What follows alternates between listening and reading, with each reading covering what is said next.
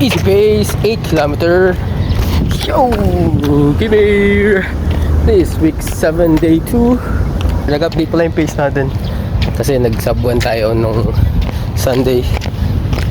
So easy pace natin ngayon is 6:57 na. Before is 7:14, diba?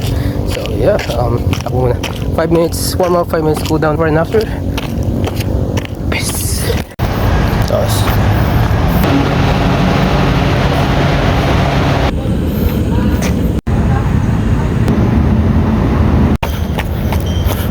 5 minutes warm up.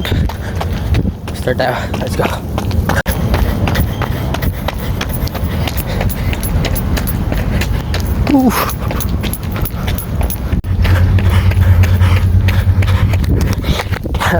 Cool down done.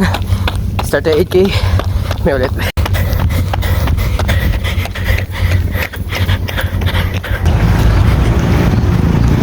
$5.8K.